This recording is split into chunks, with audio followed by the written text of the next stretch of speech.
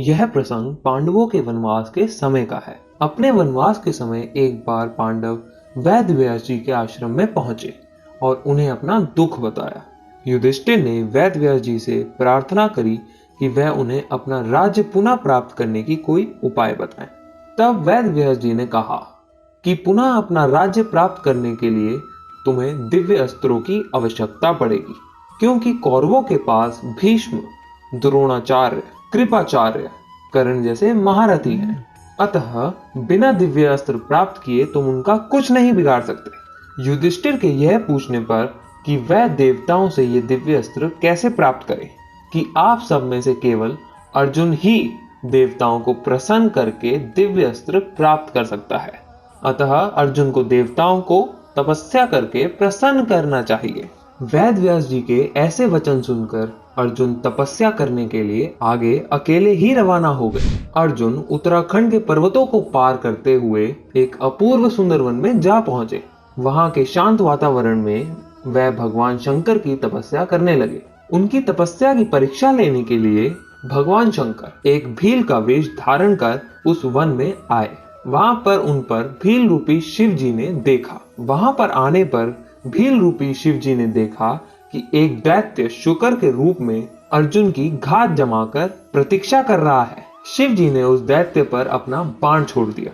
जिस समय शंकर भगवान ने दैत्य को देखकर बाण छोड़ा, उसी समय अर्जुन की तपस्या टूटी और दैत्य पर उनकी दृष्टि पड़ी। उन्होंने भी अपना गांडीव धनुष उठाकर उस पर बाण छोड़ दिया।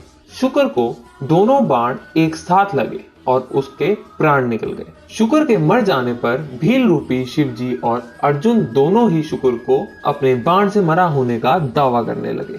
दोनों के मध्य विवाद बढ़ता गया और विवाद ने युद्ध का रूप धारण कर लिया। अर्जुन निरंतर भील पर गांडीव से बाणों की वर्षा करने लगे, किंतु उनके बाण भील के शरीर से टकरा टकरा कर टूट रहे थे और भील शांत खड़े हुए मुस्कुरा रहे थे। अंत में उनकी तरकश के सारे बाण समाप्त हो गए। इस पर अर्जुन ने भील पर अपनी तलवार से आक्रमण कर दिया। अर्जुन की तलवार भी भील के शरीर से टकराकर दो टुकड़ों में बट गई। अब अर्जुन क्रोधित होकर भील से मल्ल युद्ध करने लगे। मल्ल युद्ध में भी अर्जुन भील के प्रहार से मूर्छित हो गए। थोड़ी देर पश्चात जब अर्जुन उठे तो उन्होंने देखा कि भील अभी भी वहीं खड़े मुस्कुरा रहे हैं। भील की शक्ति देखकर अर्जुन को अत्यंत आश्चर्य हुआ और उन्होंने भील को मारने की शक्ति प्राप्त करने के लिए शिव मूर्ति पर पुष्पमाला डाली, किंतु अर्जुन ने देखा कि वह माला शिव मूर्ति पर पड़ने के स्थान पर भील के कंठ पे चली गई। इससे अर्जुन समझ गए कि भगवान शंकर ही भील का रूप धारण करके वहां उपस्थित हुए हैं। अर्जुन शंकर जी के चरणों में गिर पड़े। भगवान शंकर ने अपना असली रूप धारण कर लिया और अर्जुन से कहा, हे अर्जुन, मैं तुम्हारी तपस्या और पराक्रम से अति प्रसन्न हूँ और तुम्हें पशुपत्यास्त्र प्रदान करता हूँ। भगवान शंकर अर्जुन को पशुपत्यास्त्र प्रदान कर अंतर्ध्यान हो गए। उसके पश्चात वहां पर वरुण, यम, कुबेर, गंधर्व और इंद्र अपने अपने वाहनों पर सवार होकर आ गए। अर्जुन ने सभी देवताओं की विधिवत पूजा करी। ये देखकर यमराज ने कहा, अर्जुन, तुम नर के अवतार हो तथा श्री कृष्ण नारायण के अवतार हैं। तुम दोनों मिलकर अब पृथ्वी का भार हल्का करो। इस प्रकार सभी देवताओं ने अर्जुन को आशीर्वाद और विभिन्न प्रकार के दिव्य एवं अलौकिक अस्त्र शस्त्र प्रदान करे और फिर वह अपने अपने लोकों को चले गए। अर्जुन के पास से अपने लोक को वापस जाते समय देवराज इंद्र ने कहा, हे अर्जुन, अभी तुम्हें देवताओं के अनेक कार्य संपन्न करने हैं, अतः तुमको लेने के लिए मेरा सारथी आएगा। इसलिए अर्जुन उसी वन में रहकर प्रतीक्षा करने लगे। कुछ काल पश्चात उन्हें लेने के लिए इंद्र के सारथी मातली वहां पहुंचे और अर्जुन को विमान में बिठाकर देवराज के नगरी अमरावती ले गए। इंद्र के पास पहुंचकर अर्जुन ने उन्हें प्रणाम किया।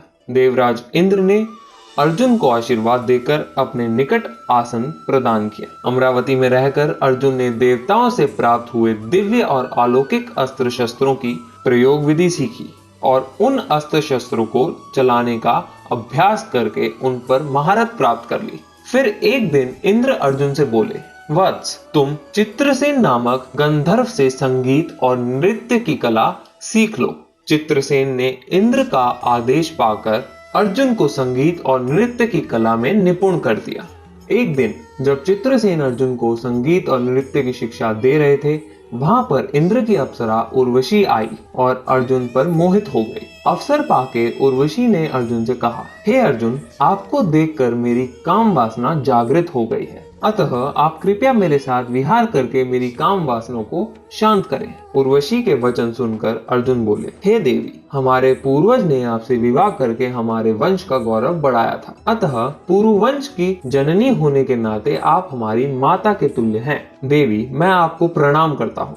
अर्जुन की बातों से उर्वशी के मन में बड़ा क्रोध उत्पन्न हुआ और उसने अर्जुन से कहा, तुमने नपुंसकों जैसे वचन कहे हैं, अतः मैं तुम्हें श्राप देती हूँ कि तुम 1 वर्ष तक नपुंसक रहोगे। इतना कहकर उर्वशी वहां से चली गई। जब इंद्र को इस घटना के विषय में ज्ञात हुआ तो वह अर्जुन से बोले, वत्स, तुमने जो व्यवहार किया है वह तुम्हारे योग्य ही था। उर्वशी का ये श्राप भी भगवान की इच्छा थी। यह श्राप तुम्हारे अज्ञातवास में काम आएगा। अपने 1 वर्ष के अज्ञातवास के समय ही तुम नपुंसक रहोगे और अज्ञातवास पूर्ण होने पर तुम्हें पुनः वैसे ही हो जाओगे जैसे पहले तुम थे।